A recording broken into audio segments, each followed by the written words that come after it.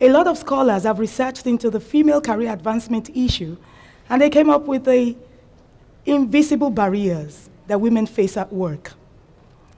What are these invisible barriers? A lot of invisible barriers stem from traditional, societal, natural, organizational policies and prejudices and biases that have come to play because of the practices over the years in various well-structured organizations. However, women appear to be at the butt of all of the jibes that go on in organizations because leaders have refused to pay attention even to the major issues that affect women in the workplace.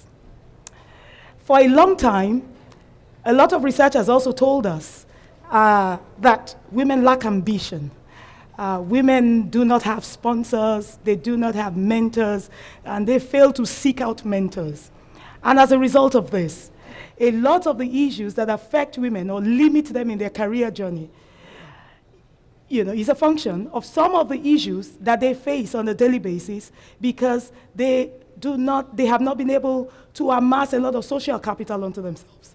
They will never step out of their comfort zone. They will never seek out help when the need arises.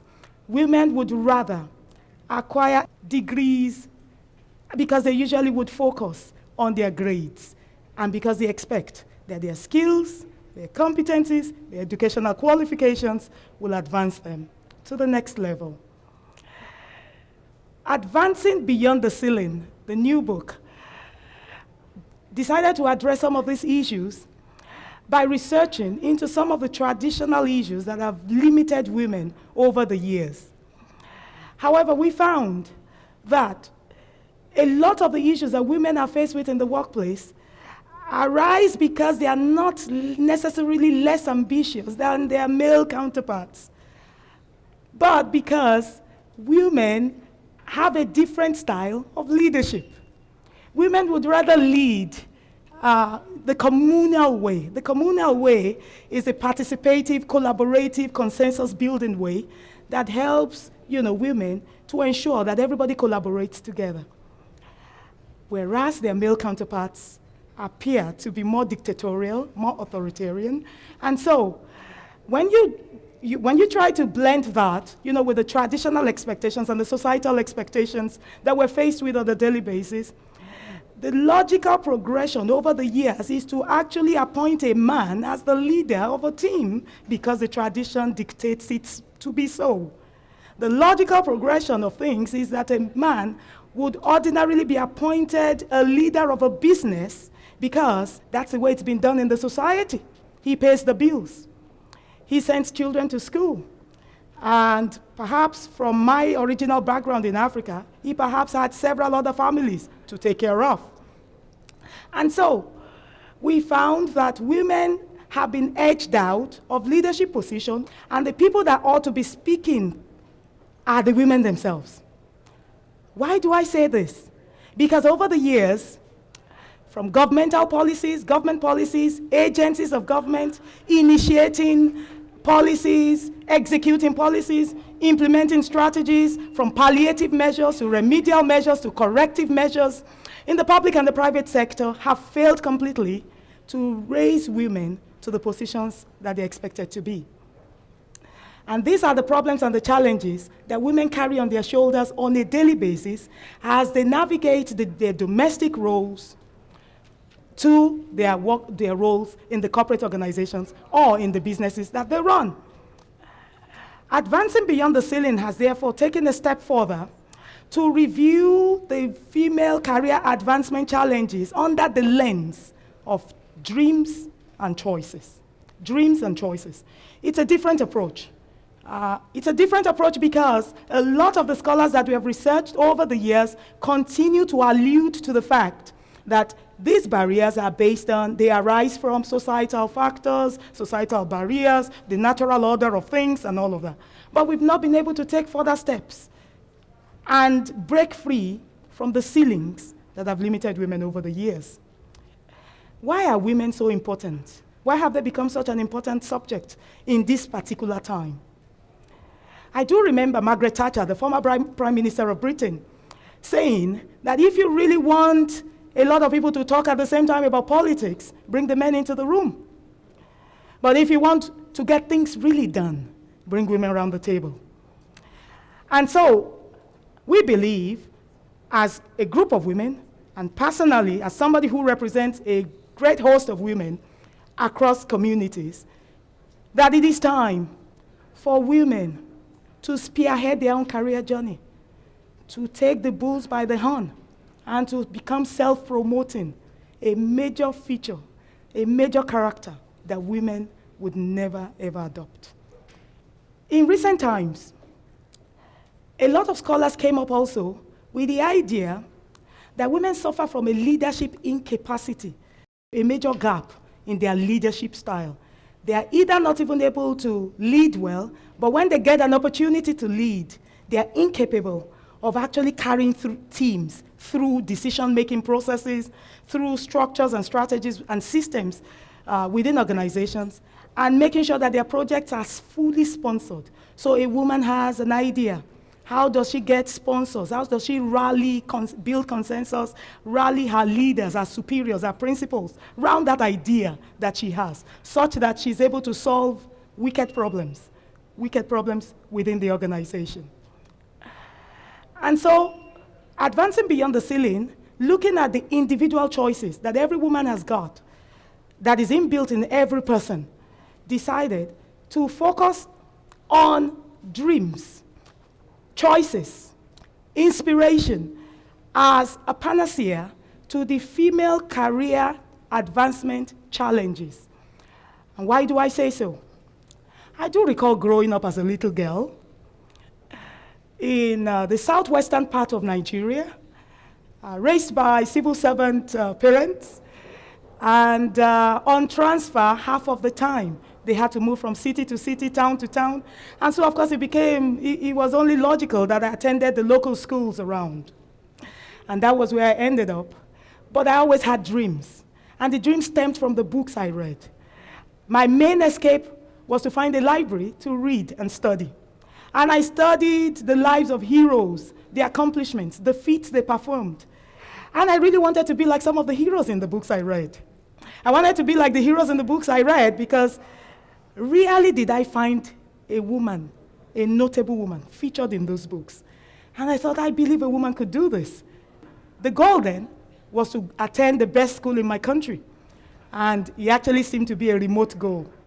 As time went by and passed by, I actually eventually graduated at the age of 19 from college with a bachelor's. And then I moved on from there and decided, I found a job. These were the dreams I had. It was a choice I made. I found the first job, and at that job, I rose to become the treasurer in that organization at age 32. And then I found that some things were possible, really. And then I decided, with the support of my superiors, to go on for further studies. And I ended up at Wharton School. It wasn't part of the plan, it wasn't part of the goals, but I found myself at Wharton Business School. And then I found myself at IMD Lausanne in Geneva.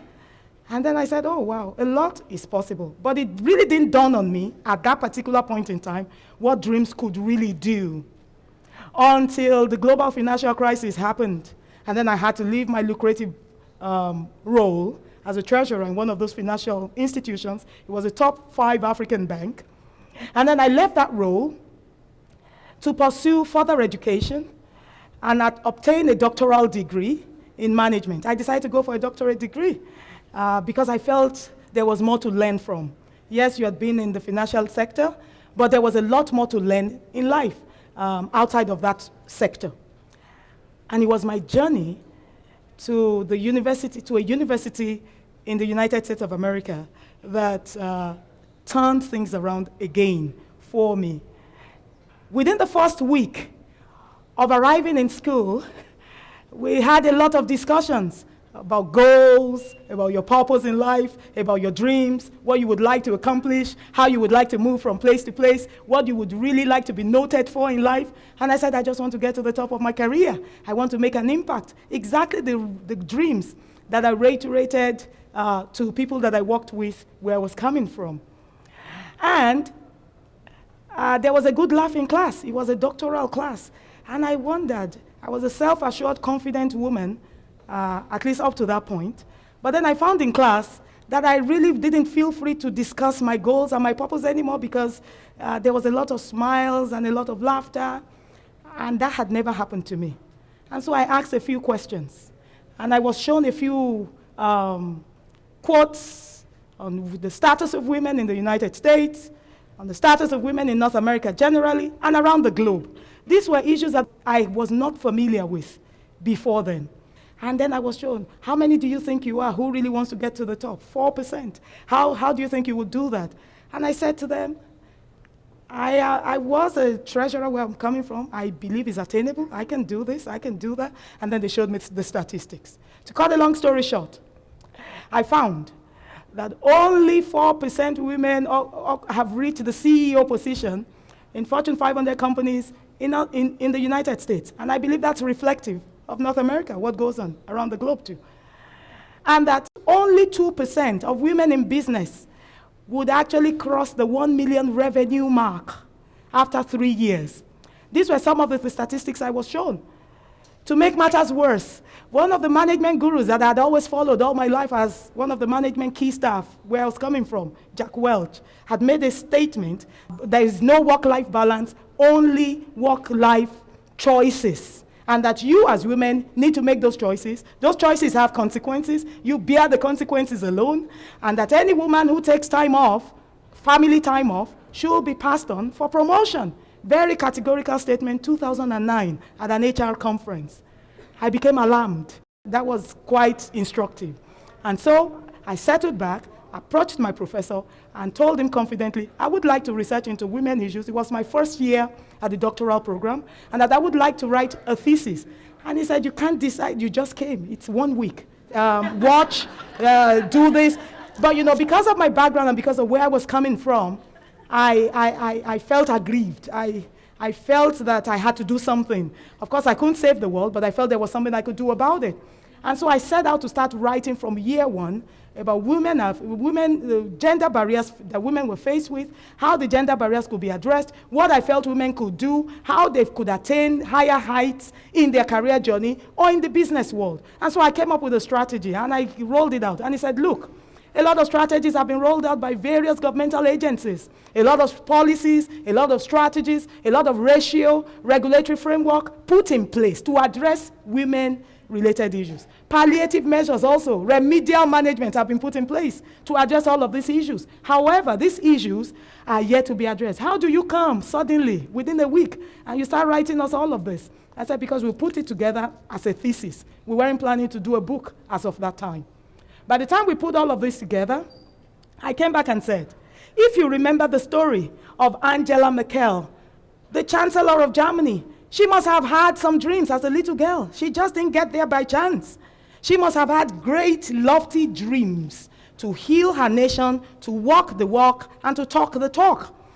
If you remember the story of Margaret Thatcher, the British Prime Minister, she was a major promoter of citizen help thyself, outside of what the government can do. Yes, indeed, the government has done a lot. Yes, a lot of regulatory framework has been put in place. Yes, a lot of things have been said. However, how do we move on from the governmental policies? How do we move on as women from government to self-help? Citizen, help yourself. So it becomes women, help yourself, because there's a way to help ourselves because we have dreams, we have goals, and we must pursue those dreams. The kind of dreams that we have inform the kind of choices we make in life. The kind of choices we make in life inform the kind of actions and the steps that we take to execute and implement the choices and the dreams that we have. That's my belief, and that's what I believe has helped in some of the businesses that I decided to start, even right after the doctoral program. Not knowing anybody within the North American axis, but then being able to rally around a wealth of women, a support network, ecosystems of support, helped me to navigate that journey, although the community itself was not fully receptive when I first arrived in class for the doctoral program.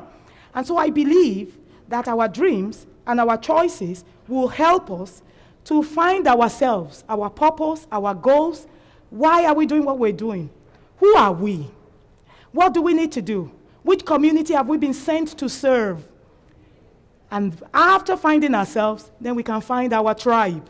We can't really find our tribe, the community to which we belong, if we haven't found ourselves.